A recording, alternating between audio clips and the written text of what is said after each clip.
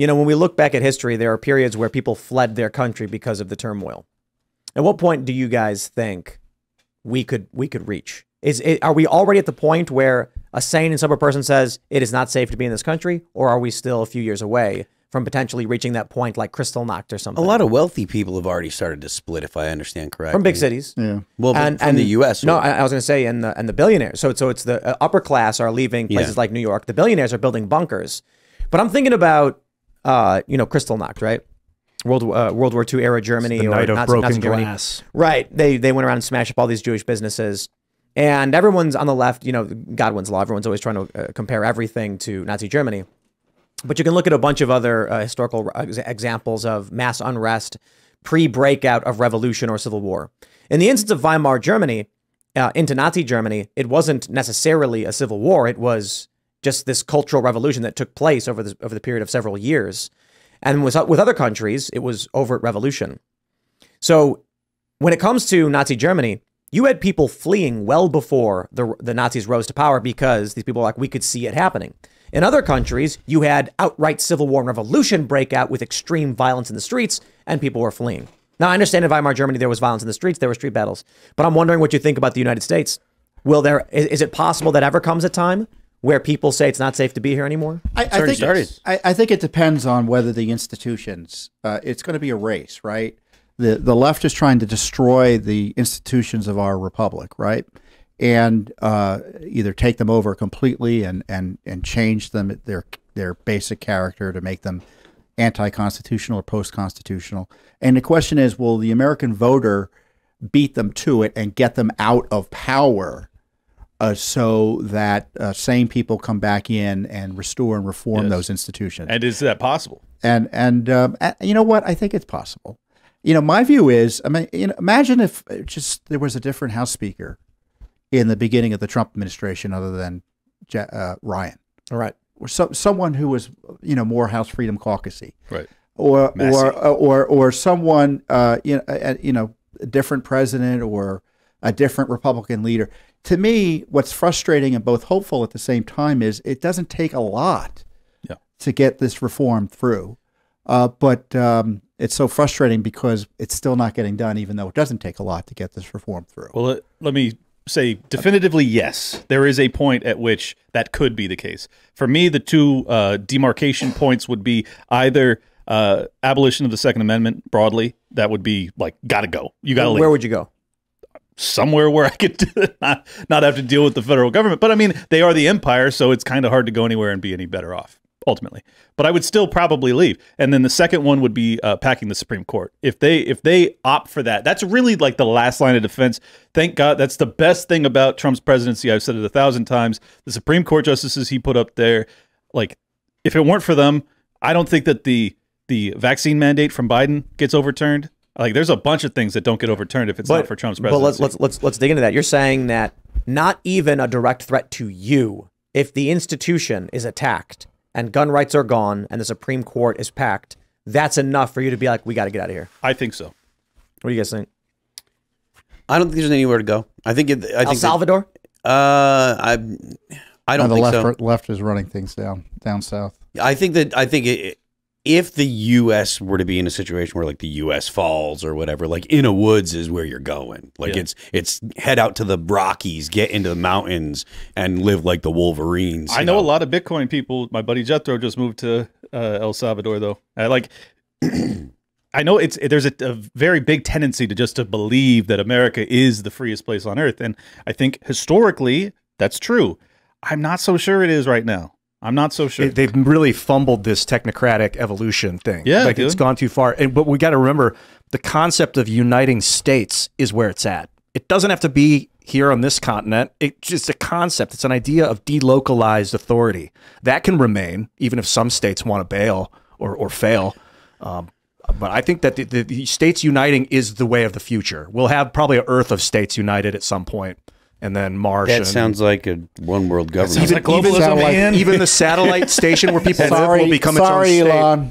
Well, it's just an extrapolation of liberal democracy or democratic republic, but it'll be a global tyranny instead of a local tyranny. No, thank you. That's Well, I exactly mean, what we're trying to avoid. Well, they want top-down authority. They want a centrally controlled globe. I want decentralized, controlled globe. I mean, this is the That's whole even thing more- about the AI That's stuff. what nations provide. Nations that have sovereign power over themselves provide decentralized authority. You can work together as nations, but you're not under one global The authority. nation is a step of the delocalization. So you have cities, then you have states, then you have let's just go provinces bold, or- yeah, provinces, sure. But- nations, then you have globes, planets, and then you'll have solar systems, and then you'll have galaxies. Oh, okay. But we got to rule ourselves from the local level. Yeah. Yeah. Right. And I think, I appreciate your point earlier, Tim, about, people want to be able to eat, but public safety is a pretty big deal. Security is a factor. And I think at the local level, these public safety issues eventually, even the mayor of D.C. is becoming a law and order mayor. Yeah. Really? Immigration mayors in New York and Chicago. The problem is that a lot of the big cities have, they've put the Democrats have put their political base. They don't care. They think their votes can be taken for granted, and they don't respond to their concerns about public safety. But here in D.C., you get Democrat politicians who are concerned about their personal safety. Things change in a minute. And so I think the public safety issue could be a significant cutting-edge issue to get back control of the government from the radical extremists that are trying to destroy Definitely our institutions. Sean, I forget what his last Actual name is. Justice Warrior? Yeah, Actual Justice Warrior. Dude. He makes this point that crime drives poverty, but poverty doesn't drive crime, which I think is pretty astute. Like, if you have an area that has a lot of crime, then you're not going to have investment. You don't have anybody that wants to go in. And as much as people on the left hate gentrification does help the economies of areas and stuff. So if you've got, like, the first thing you have to do is stop the crime. You have to get people to stop breaking the law. And as long as you've got people, as long as your DAs aren't putting people in jail for looting, then you're not going to have any kind of investment, and you're going to have companies fleeing, like what's going on in multiple major cities. It's even worse than that, Phil. It's not just not putting violent criminals away. It's putting away good Samaritans. Yes. It's like it's awful. It's the exact inverse of what you should be doing. Absolutely, point And taken. we're all supposed to forget about the poor guy up in New York who, Daniel rescued all Penny. those folks on the Wrestled subway. that homeless. Well, now you still got, facing- now you still got the guys facing- in California who, the 7-Eleven workers. Sikhs or The whatever. guy threatens to kill them, so they Unbelievable. Beat him up. They beat him up. Now they're being investigated for assault. Oh my! The dude well, pulled they out did, some kind of weapon, but they beat on him for a while. and he had a weapon on him. Did he? So It he was pulled out some kind of weapon and awesome. threatened them. If he brandished a with death. weapon, that's Yep. not assault. You got to Then beat him into submission at that point, And then or at least stop the threat. And all they had was a stick. If they stopped, does he get up and just start stabbing them or Exactly. shooting them? Who knows? Apparently, he threatened to shoot these guys. So what can they do other than try to incapacitate them? Otherwise, they'll get shot. Yeah, and if they had a gun, shooting them would have probably been legally easier. Not in California. Yeah, well, They'd be in prison already. For the record, Actual Justice Warrior is Sean Fitzgerald. Fitzgerald, that's it. Yes, Love you, Sean. He's great. Yeah, he's really think he's smart great. and I funny love his dude. videos. That guy's awesome. I'm trying to answer your question, Tim. If there's a point, I mean, obviously, if the Bill of Rights starts to become overturned, I think this idea of like institutional limits, I'm not as concerned. I mean, obviously, if the Second Amendment goes away, it's very, very bad. But that precipitates the point of that is before. I guess what I mean to say is when we're looking at them right now arresting their political opponents. Yeah. That's the test. I mean, I think the Trump thing is the big test these days. If they go after, it's really disturbing. So Trump is the point where it's like, okay, it's getting dark. This is their political rival. Now, if they do indict Giuliani, I gotta say, I think that's the point where historically many people said they fled the country, because going after an attorney who is advising someone shows that you have a regime, you no longer have a government, that they will come for anyone who expresses discontent. I already feel that way. And you have the state, these poor... Well, I'm talking about speech. Like Right. Giuliani talking to Trump. If they do indict him, then you're next. Media personalities, commentators, people on Twitter, they'll come after. They already had you, Tom, in front of a grand jury.